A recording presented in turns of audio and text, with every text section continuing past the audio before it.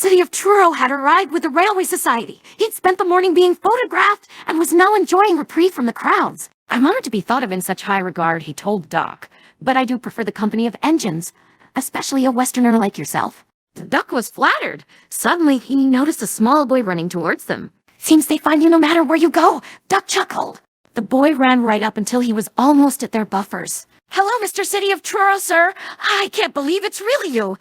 In his hand, the boy held a small model replica of the famous engine. "My word, Smile Truro, that's quite an impressive model, young man. Did you build it yourself?" "Yes," cried the boy. "Well, with a little help from my dad. You're our most favorite engine ever." Just then, a man came running over to the boy's side. "Stuart, what have I told you about running off? You have to be careful in a rail yard." "I'm sorry, Dad. I only wanted to show Mr. City of Truro our model."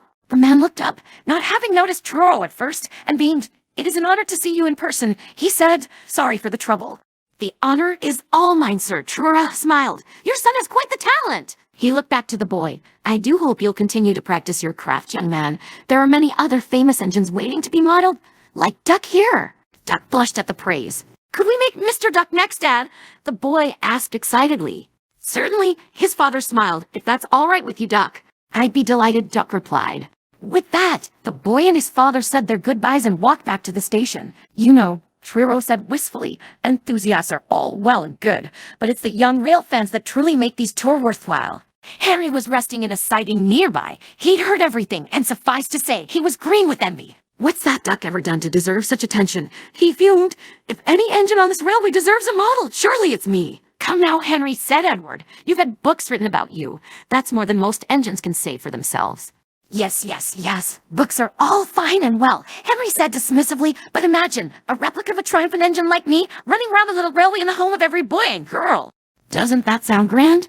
Edward didn't wish to argue, so he went quietly back to work. Soon, Henry's crew arrived to ready him for his next train.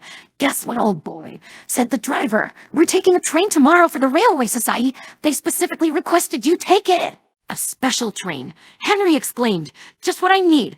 This'll show those rail fans who really deserves a model." Henry was excited for the rest of the day. He bragged endlessly about special trains and model replicas. He was still boasting when the day's work was done.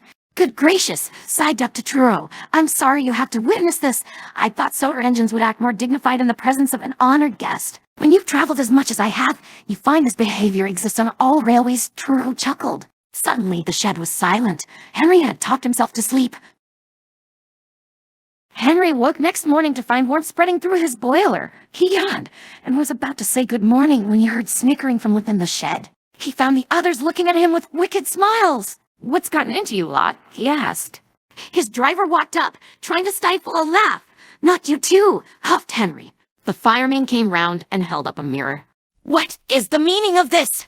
Henry thundered. A boxy wooden structure clung to his smoke box and running boards. It seemed some details were missed about today's special train. The fireman giggled. "This is equipment engineers used to test an engine's performance," the driver explained. "The Railway Society heard about your rebuild and asked if they could monitor how well you run. That's why they chose you." Henry scowled. Duck and Truro tried to stay composed, but Gordon and James were in hysterics. Henry spent the day traveling up and down the main line with the stopping service. The members of the Railway Society took turns riding in the wooden structure and monitoring his performance. They had a wonderful time, but Henry just felt silly.